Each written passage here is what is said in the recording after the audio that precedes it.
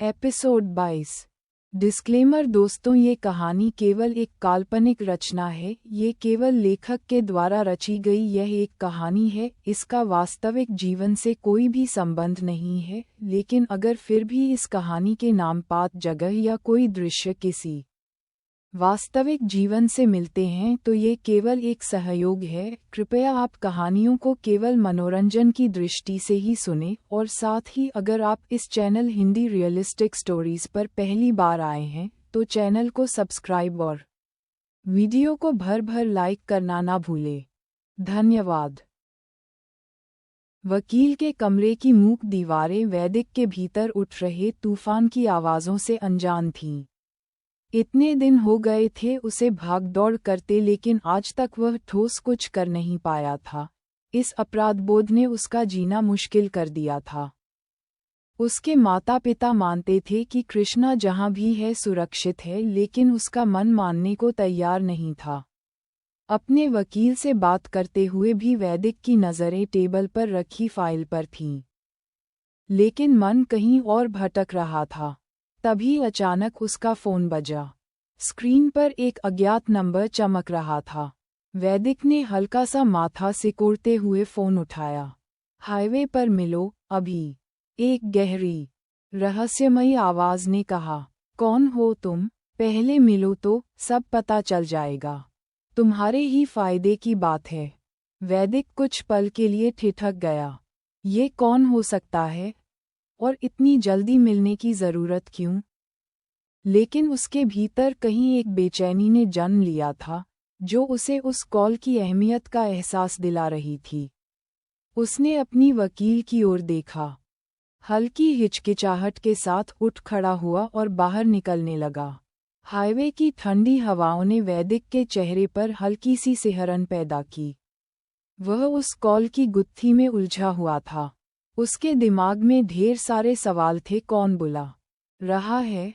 क्यों? अचानक ही उसकी नज़र एक छाया पर पड़ी, और वह ठिठक गया। उसके सामने खड़ा था शैलेश।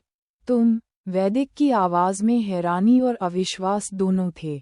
शैलेश रायजादा का गेटकीपर था। वह उसे इसी रूप में जानता था, तो आज अचानक। मैं जानता हूँ तुम मुझसे क्या पूछने वाले हो, पर अभी सवाल करने का वक्त नहीं है। शैलेश की आंखों में एक अजीब सा संकल्प था। मैं तुम्हारी मदद करने आया हूँ। इधर उधर देखते हुए करीब आकर शैलेश उसके कान में फुसफुसाया।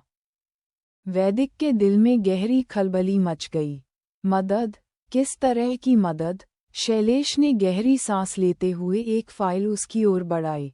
तुम्हारे पास समय कम है वैदिक। इस केस को जीतने के लिए तुम्हें कुछ बेहद अहम सबूतों की जरूरत है, और ये फाइल उसी से जुड़ी है।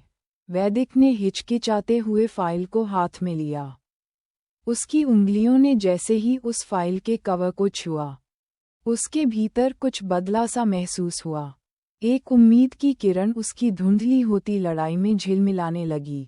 ये क्या है? उसने शैलेश से पूछा।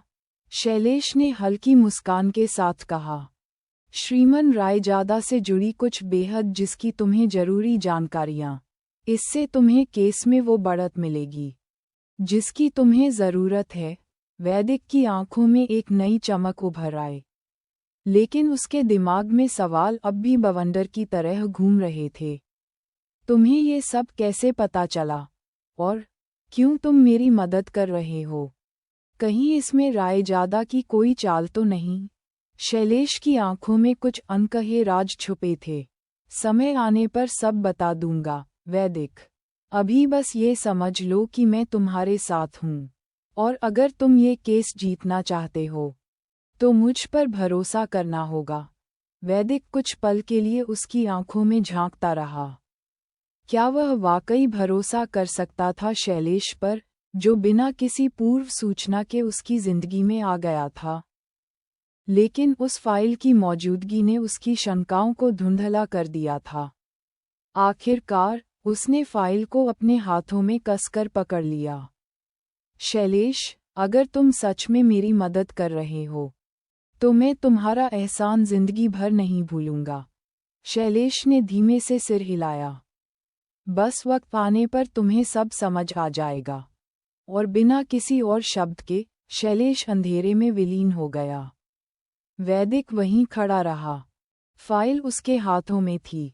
उसकी उम्मीदों का वजन उस छोटे से कागजों के बंडल में समाया हुआ था। इधर चंदनपुर की वो सुनहरी शाम, जहां हल्की हल्की ठंडक थी और हवा में एक खुशनुमा सी महक घुली हुई थी। कृष्णा, विक्रम और अभिनव गांव के रास्ते पर टहलते हुए मजाक और हंसी में खोए हुए थे। विक्रम और कृष्णा की बीच की बढ़ती नज़दीकियों ने एक अनकही कहानी को जन्म देना शुरू कर दिया था। लेकिन अभिनव के दिल की धड़कनें हर बार जब वह कृष्णा को देखता, तेज हो जाती थीं। वो मन ही मन उससे प्यार करता था, पर उसका दिल हमेशा ये सवाल करता था, क्या कभी कृष्णा भी उसे वैसे ही देखेगी जैसे वो उसे देखता है? अरे, याद है बचपन में कैसे पेड़ पर चढ़ते थे और आम चुराते थे? विक्रम ने हंसते हुए कहा। तुम दोनों कितने शरारती थे। कृष्णा हंसते हुए बोली। उसकी आंखों में बचपन की मासूमियत की चमक थी। वो तो था, अभिनव मुस्कुराया, पर मुझे याद है एक बार मैं पेड़ से गिर गया था और विक्रम हंसता रहा था। अरे! तब से आज तक हंसी नहीं रुकी। विक्रम ने हंसते हुए अभिनव की पीठ पर थपकी दी। तीनों जोर जोर से हंसने लगे। उनका बंधन मानो इस बेफिक्र हंसी में और भी मजबूत हो गया था। लेकिन अभिनव के दिल के कोने में एक अजीब सी बेचैनी थी। कृष्णा का उसके प्रति सम्मान और कृतज्ञता उसे महसूस होती थी। लेकिन क्या ये कभी प्यार में बदल पाएगा? कृष्णा के लिए उसके दिल में वो जगह थी जो किसी और के लिए नहीं थी। कृष्णा, जो अब तक हंसते हुए बातें कर रही थी, अचानक गंभीर हो गई। उसकी नज़रें अभिनव पर टिकी हुई थीं। वह जानती थी कि अभिनव ने उसकी जिंदगी में जो भूमिका निभाई थी, उसके बाद वो उसे कभी अनदेखा नहीं कर सकती थी। उसके प्रति उसकी भावनाएं कुछ अलग थीं, मगर क्या ये प्यार था या सिर्फ गहरी कृतज्ञता? उसने हल्की सांस लेते हुए कहा, अभिनव, तुमने जो कुछ भी मेरे लिए किया है, मैं कभी भूल नहीं सकती। तुम्हारी वजह से ही मैं आज यहाँ हूँ। अभिनव की आंखों में कुछ पल के लिए गहरी चमक उभरी, लेकिन वह जल्दी ही अपनी भावनाओं को काबू में ले आया। कृष्णा, मैंने जो किया, वो सिर्फ इंसानियत थी। मुझ पर कोई एहसान नहीं जताना। उनके बीच की यह बात विक्रम को थोड़ी असहज कर गई थी, लेकिन वह अपनी भावनाओं को छिपाते हुए भी मुस्कुराने की कोशिश कर रहा था। वैसे, हम दोनों की दोस्ती बहुत खास है, बचपन से लेकर आज। वैसे, हम दोनों की दोस्ती बहुत खास है, बचपन से लेकर आज तक। विक्रम ने माहौल को हल्का करने की कोशिश करते हुए कहा। दोनों नहीं, तीनों।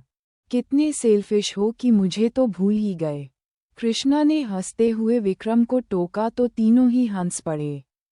हाँ बाबा, गलती हो गई, दोनों नहीं तीनों, विक्रम ने कहा। अब तो गलती नहीं होगी न? कृष्णा ने झूठ-मूठ का गुस्सा दिखाते हुए कहा। कभी नहीं मैडम। दोनों कानों को हाथ लगाते हुए विक्रम ने उसे छेड़ा। तभी अचानक अभिनव का फोन बजा। वह स्क्रीन की ओर देखता है और उसकी आंखों में चिंता की लकीरें उभर आईं। बिना कुछ कहे, वह तेजी से फोन उठाकर कुछ कदम दूर चला गया। उसके चेहरे पर अब वह पहले की हंसी और बेफिक्री नहीं थी। कुछ गंभीरता झलक रही थी। कृष्णा और विक्रम ने एक दूसरे की ओर सवालिया नजरों से देखा। क्या हुआ? कृष्णा ने चिंतित होते हुए पूछा। लेकिन अभिनव ने बिना जवाब दिए फोन पर बात खत्म की और सीधे बाहर की ओर भागा। अभिनव, विक्रम ने उसे पुकारा, लेकिन वो रुका नहीं। उसके भागते कदम और उसके पीछे की रहस्यमयी चुप्पी ने कृष्णा के दिल में अजीब सा खालीपन पैदा कर दिया था।